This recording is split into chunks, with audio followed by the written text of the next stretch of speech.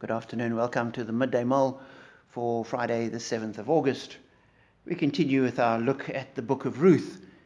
The story thus far, Elimelech from Bethlehem heads over to Moab with his wife, Naomi, and their two sons because there's a famine. They settle in the land, his two sons get married, and then disaster strikes. Elimelech dies, and then the two sons die as well, leaving Naomi and her two daughters-in-law on their own, destitute essentially. Naomi decides to head back home to Bethlehem, and her daughters-in-law say they'll go with her. But she stops them and says, "No, don't come with me. There is no future if you come with me. Rather, go back to your own family, go back to your mothers, and I pray that the Lord will bless you and grant you a new life with them." However, we're told in verse 9, then she kissed them goodbye, and they wept aloud and said to her, "We will go back with you to your people." So they express their commitment to Naomi, and she doesn't accept that. She stops them and says, "No, there is no future. My future is bleak. Even if I was to get married again," she says, "even if I had a husband tonight and then gave birth to sons, would you wait until they grew up? Would you remain unmarried for them? No, my daughters, it is more bitter for me than for you, because the Lord's hand has turned against me." And so she recognizes that if God is in control, he must be in control of her situation. She doesn't know what he's doing, but this is God against her, and so her future looks particularly bleak, sends her daughters-in-law away.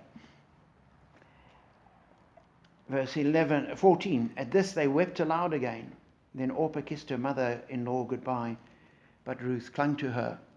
And I was just struck by how we so easily, well certainly I, so easily write Orpah off.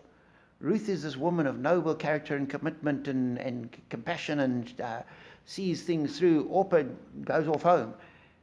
Whereas in actual fact, Orpah was doing what Naomi asked her to do. And we've no idea what their motivations were. For all we know, Ruth's thought might have been, my mother and father have died, possibly. If I go back home, I have to go to my older brother's house, and he's a schmuck. He's going to treat me as a servant. I'm going to have no future. I'll stick with Naomi. She's a good woman, and that'll be better than going home. And maybe Orpah had a wonderful home to go home to. We don't know. And so often we might assume things about people without knowing what the actual situation is, what their real motivation is. As that saying goes, don't judge a person until you've walked for a mile in their shoes.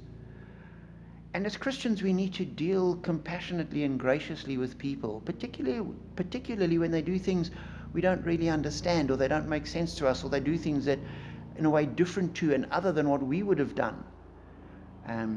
We don't write them off. We accept and we love and we show compassion and encouragement, allowing them the space to make their own decisions. And we deal graciously with them, knowing that we have a God who deals graciously with us. And so as you deal with people, some of whom you'll get on well with and you'll be well aligned with, some of whom will seem to be at cross purposes with your life and be a challenge and a sort of a sticking point, I pray that you'll have the grace to deal with the Christian love and compassion with each of them, so that Christ will shine through you in your life day by day. Be blessed.